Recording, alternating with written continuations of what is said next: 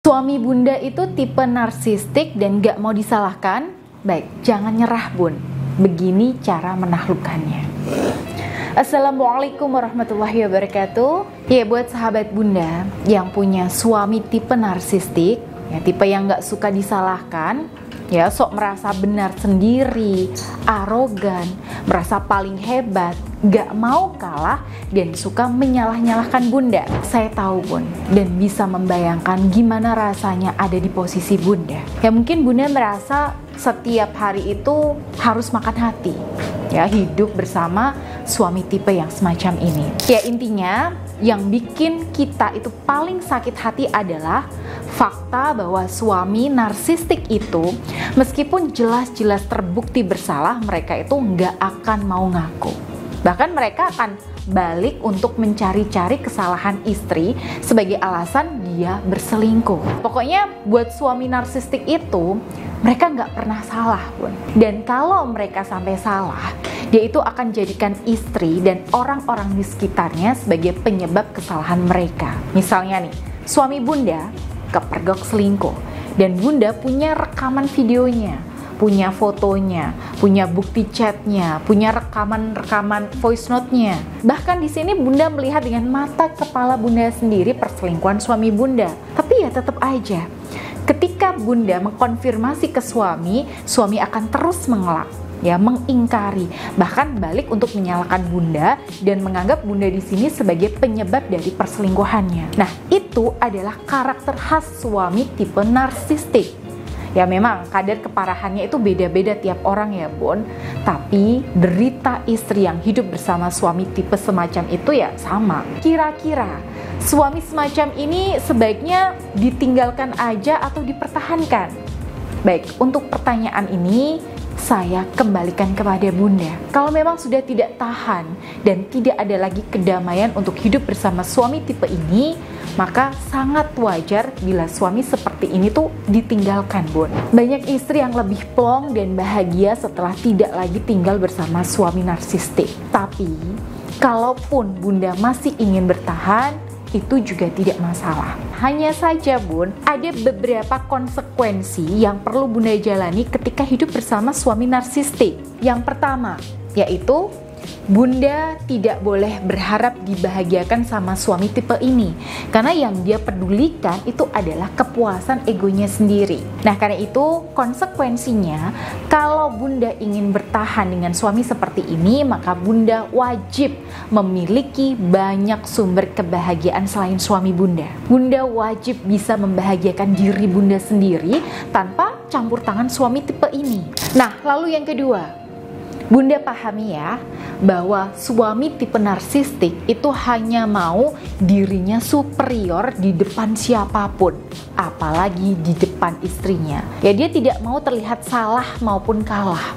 Maunya ya dia yang mendominasi dan tidak suka didominasi. Ya artinya kalau bunda bertahan dengan suami narsistik dan kebetulan bunda itu tidak suka didominasi dan sama-sama punya ego yang cukup tinggi ya, nah ini akan terasa berat dan butuh penyesuaian yang luar biasa. Jadi kalau bunda punya suami tipe semacam ini dan memutuskan untuk bertahan, maka pastikan bunda juga paham nature suami yang satu ini dan ya bisa beradaptasi. Misalnya nih, ketika suami merasa sok benar atau egonya itu lagi tinggi, maka bunda tidak boleh serta-merta langsung menyanggahnya. Karena di momen ini suami sedang ingin melampiaskan egonya. Nah, jadi kalau bunda biasanya suka dengan gaya komunikasi yang argumentatif nih, ya, dan diskusi dalam mencari kebenaran, suami tipe ini tidak bisa memenuhi harapan bunda. Jadi bunda perlu pahami nih karakter khas dari suami tipe narsistik semacam ini. Nah, yang ketiga, untuk menghadapi suami semacam ini, gunakan cara berkomunikasi TM, ya, terima dan manfaatkan. Nah, apapun yang dibilang suami, ya, apapun kata-kata suami, apapun argumen suami, apapun yang dilakukan suami, sekalipun itu sering nyakitin, oke, terima dulu bun, dan gak usah dimasukkan ke hati bunda. Nah, kemudian manfaatkan situasi dan kondisi suami.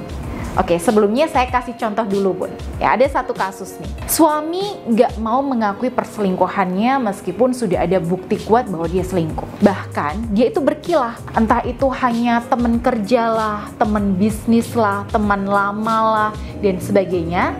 Nah, di sini setelah didesak, suami malah mengungkit kejelekan atau kesalahan Bunda di masa lalu.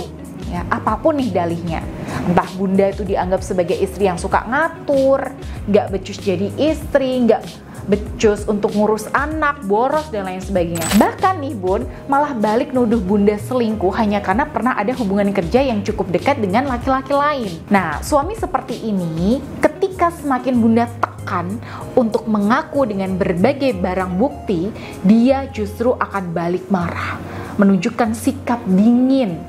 Ya, bahkan banyak juga yang pergi keluar dan semakin jarang ada di rumah. Nah, untuk mengatasi situasi seperti ini Bun, apapun argumennya yang membenarkan dia selingkuh, itu nggak usah dilawan dulu.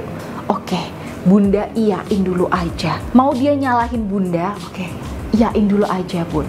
Dan Bunda nggak perlu baper ya ketika bilang iya sama suami. Karena kalimat iya ya dalam hal ini itu bukan untuk membenarkan statement dia, bukan, melainkan untuk memuaskan egonya saja. Kalau semua argumen di situ sudah keluar, maka manfaatkan situasi ini untuk balik bertanya, Bun. Oke, aku udah dengar dan sudah paham semua penuturan kamu.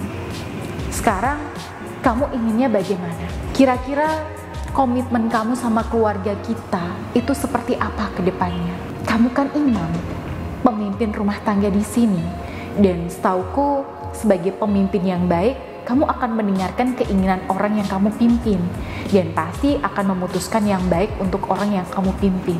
Nah, di sini Bunda sedang memainkan ego dan harga dirinya. Pertama, Bunda tidak langsung menyerang argumennya, tapi Bunda memanfaatkan harga dirinya sebagai kepala rumah tangga untuk berlaku lebih bijaksana. Baik, buat para sahabat Bunda ya, para istri yang sudah punya kekuatan hati dan auranya sudah positif, cara ini itu insya Allah bisa dilakukan. Tapi, kalau secara batin Bunda belum siap, masih terbawa sama cara komunikasi yang lama, apalagi dengan kondisi auranya yang masih negatif, nah biasanya memang akan ada effort banget nih Bun, dan cenderung kesulitan untuk melakukan trik ini. Tapi insya Allah ketika Bunda bisa melepaskan diri dari kebiasaan lama dan memperbaiki aura Bunda, maka Bunda akan bisa menunjukkan sikap yang tenang Bun, dan harismatik seperti yang saya contohkan tadi. Nah, kenapa saya begitu yakin? Ya karena ini sudah pernah dilakukan oleh salah satu klien saya yang mana dulunya itu beliau ini juga serba negatif. Ya, mulai dari gaya komunikasinya, pengelolaan emosinya, bahkan energi auranya juga negatif. Nah, cara beliau menghadapi suami di sini juga masih pakai emosi juga. Tapi akhirnya beliau mau mengubah kondisi dirinya, termasuk ya memperbaiki energi auranya dengan sarana cincin Anira. Dan selama 21 hari saya minta beliau untuk fokus melakukan aktivasi energi dan berlatih nih Bun, supaya beliau bisa lebih bahagia dan memancarkan aura harismanya. Baru nih, di hari ke-22 beliau mulai coba mengubah cara beliau berkomunikasi seperti yang saya jelaskan tadi ke suaminya. Dan di luar dugaan Bun, suami yang tadinya marah tiap disentil nih soal perselingkuhannya, ternyata di situ suaminya hanya diam, mendengarkan dan benar-benar mencerna kata-kata beliau. Dan kejadian ini tidak hanya terjadi pada 1 atau 2 klien saya. Nah, itulah kenapa saya merasa insya Allah suami narsistik itu bisa ditaklukkan asal kita tahu celah-celahnya. Jadi buat para sahabat Bunda yang punya suami tipe semacam ini dan butuh bimbingan secara profesional, maka Bunda jangan ragu untuk langsung menghubungi saya lewat Mbak Dinda ya di nomor yang tertera di sini. Baik, semoga video ini bermanfaat. Akhirul kalam, wassalamualaikum warahmatullahi wabarakatuh.